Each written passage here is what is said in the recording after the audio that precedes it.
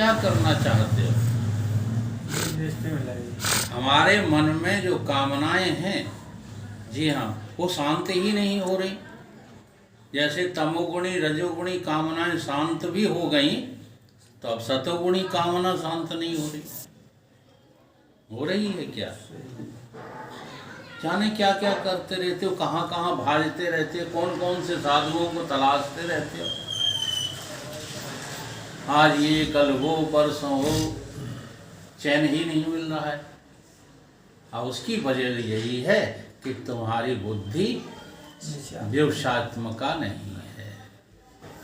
व्यवसात्मका बुद्धि एक कुरनंदना बहुशाखा ही अनंत बुद्धियो अव्यवसायी नाम। जो अव्यवसायी है, जो प्रमाण जनित विवेक बुद्धि से रहित हैं। प्रमाण बुद्धि क्या है? प्रमाण बुद्धि यही है, मैं परमात्मा हूँ। ये दृढ़ निश्चय, ऐसा दृढ़ निश्चय ही निश्चयात्मका बुद्धि कहलाती है। वो बुद्धि निश्चयात्मका नहीं है जिसमें आज ऐसा करूँगा कल वैसा कर लूँगा। जैसे एक वृद्ध आदमी के पास जो है कोई पहुँचा साधक, और उसने उससे पूछा कि ब्रह्मचर्य क्या होता है। तब वो वृद्ध आदमी कहता है कि मैंने जीवन में 3 बार ब्रह्मचर्य व्रत लिया, 3 बार। तो उस साधक ने एक नया प्रश्न खड़ा कर दिया, चौथी बार क्यों नहीं लिया?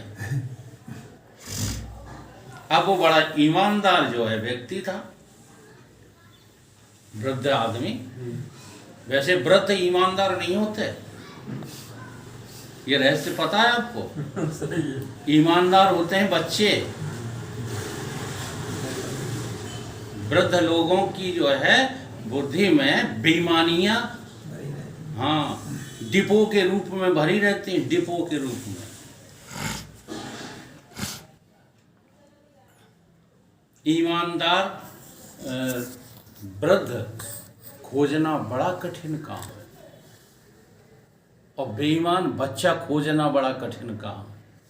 बच्चा आपको कोई बेईमान नहीं मिलेगा, बहुत कम मिलेगा ही नहीं, चाहे जिस घर में चले जाओ।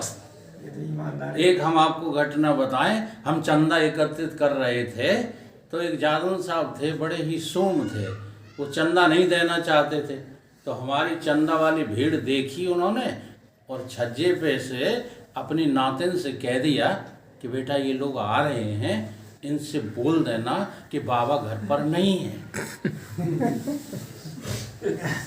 हम लोग जैसे ही पहुंचे, उस बच्ची से पूछा, बेटा बाबा कहाँ है? तो उसने कहा, मेरे बाबा ने मुझसे कहा है कि कह दो कि बाबा घर पर नहीं है।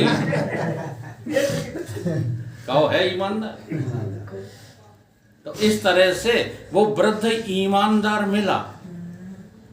उसने ईमानदारी के साथ जवाब दिया कि 3 बार हमने ब्रह्मचर्य का व्रत किया, चौथी बार क्यों नहीं किया?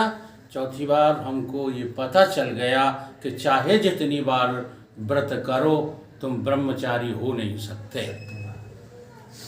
ये 3 बार करके देख लिया।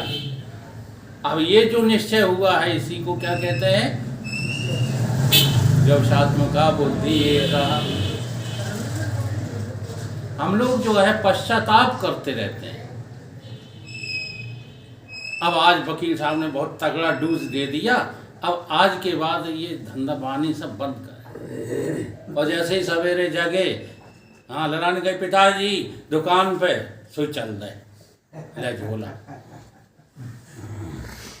अर्थात पश्चाताप पर पश्चाताप। जैसे अदालतों में मुकदमा आगे बढ़ता ही नहीं, तारीखों पर तारीखें, तारीखों पर तारीखें होती रहती, मुकदमा वहीं खड़ा रहता है। ऐसे ही हमारी जिंदगी की स्थिति है। हम लोग पश्चाताप पर पश्चाताप, पश्चाताप पर पश्चाताप करते रहते हैं, लेकिन आज तक प्रायश्चित नहीं हुआ। अर्थात कहने का अभिप्राय ये है कि प्रायश्चित कर लेने का नाम ही क्या है? निश्चयात्मका बुद्धि। प्रायश्चित का हैं? प्रायश्चित हाँ, पश्चाताप और प्रायश्चित में अंतर है। देखो मैं बहुत सरल भाषा में बता दूं। आप बीड़ी पीते हो, आपने कहा कि हमने कहा देखो यार बहुत गंदी चीज़ है ये, बीड़ी मत पिया करो। बोले वकील साहब आज के बाद मैं आपके कहने से बीड़ी छोड़ दूंगा, अब मैं नहीं पीऊंगा। 4 दिन बाद फिर पीते मिल गया, ये था पश्चाताप। हाँ, जैसे डायबिटीज वाले करते रहते हैं, शक्कर नहीं खाएंगे, फिर खाए आज नुकसान कर गई अब नहीं खाएंगे नहीं, और कल फिर खाए बैठे। डायबिटीज वालों के साथ ये बड़ी जो है मुसीबत है, क्योंकि जिनको डायबिटीज हो गई है, और वो तो एक साइकोलॉजी है कि जिस चीज़ को आप जबरदस्ती छोड़ना चाहेंगे वही चीज़ आपके पीछे पड़ी रहती है, वृत्ति उसी का आकार लेती रहती है, इसलिए ऐसा होता है। ठीक है, तो यह है पश्चाताप। अब प्रायश्चित क्या है? प्रायश्चित ये है कि बस निश्चय आज के बाद हाँ बीड़ी के खानदान से भी अपना पिंड छुड़ा लें, दोबारा कभी उसको। ये नहीं है कि बीड़ी के बदले अब तम्बाकू खाने लगे, अब तम्बाकू छोड़ने के लिए अफीम खाने लगे, अफीम छोड़ने के लिए गांजा पीने लगे। ऐसा नहीं है प्रायश्चित। प्रायश्चित कहते ही उसी को है जहाँ बुद्धि व्यवसात्मका हो जाए। व्यवसात्मका बुद्धि एका का तात्पर्य ही यही है कि वो केवल परमार्थिक विषयक होती है, वो संसार विषयक नहीं। तो व्यवसाय करने वाले कहें कि हमने अपनी बुद्धि जो है व्यवसायी बनाई, इसलिए हमारे को ये धंधा फल गया, तो वो व्यवसात्मक बुद्धि नहीं है। यहाँ बुद्धि का निश्चय परमार्थिक अर्थ में हो जाए, उसी का नाम क्या है? व्यवसात्मक बुद्धि।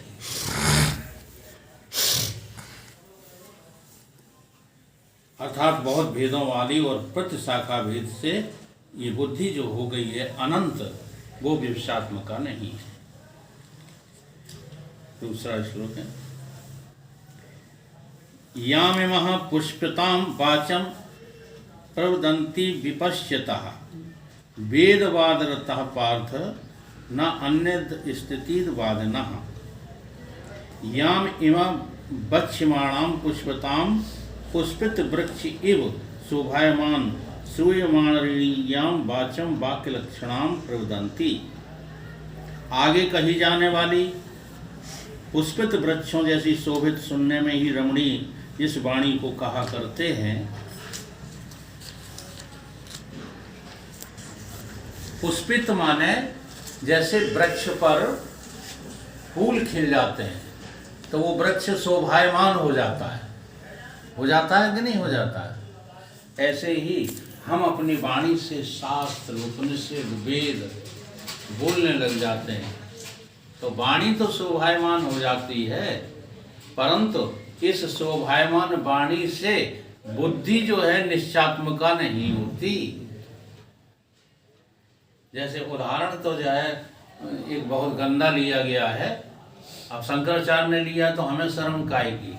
जैसे रजस्वला स्त्री किसी काम की नहीं होती, परंतु बाहर से सुंदर दिखती है, आकर्षण दिखती, आकर्षित दिखती है।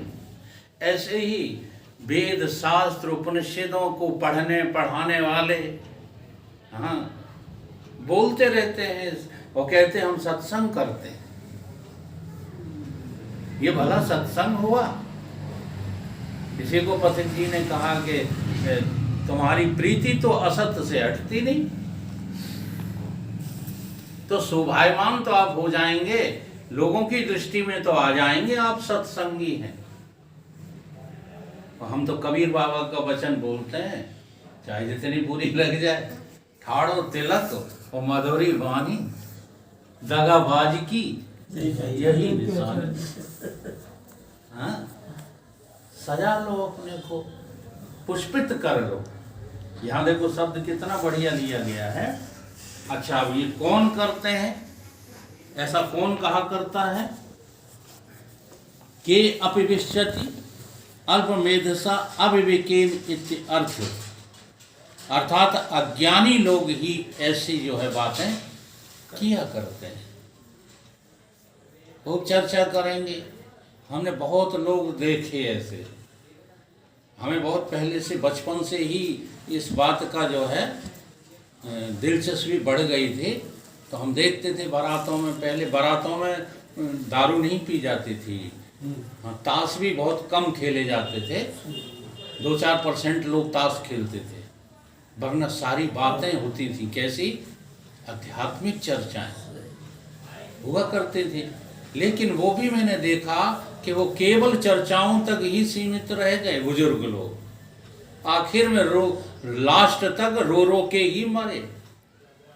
हमारा पंडित जी आए वकील साहब, फिर थाने से लगवा रहे थे, आओ बिल्कुल से दे रहा, जनते गए प्रवचन करे को, और माँ चिलम लग रही गांजे की, माँ मारा देख लो, तो ऐसा ही है। पीछे लगे चिलम। अच्छा, इस बात का रहस्य तब खुला। मैं समझता था इस शरीर के जो गुरुदेव थे रामानंद जी, जहाँ रहे हैं 30 वर्षों तक, कंधेसी और नवादा बहादुरपुर, तो वहाँ कम से कम 30 आदमी तो ऐसे होंगे ही जो स्वामी जी के प्रभाव से जो है प्रभावित हुए होंगे। तो मैंने पूरे गांव का निमंत्रण दे दिया, किसमें? स्वामी जी की खोडसी भंडारे में। एक आदमी नहीं आया। पूरे नवादा बहादुरपुर से, कंधेसी में नहीं दिया था, झूठ नहीं बोलूँगा, क्यों कंधेसी वालों से अपन परिचित भी नहीं थे तब तक। एक भी आदमी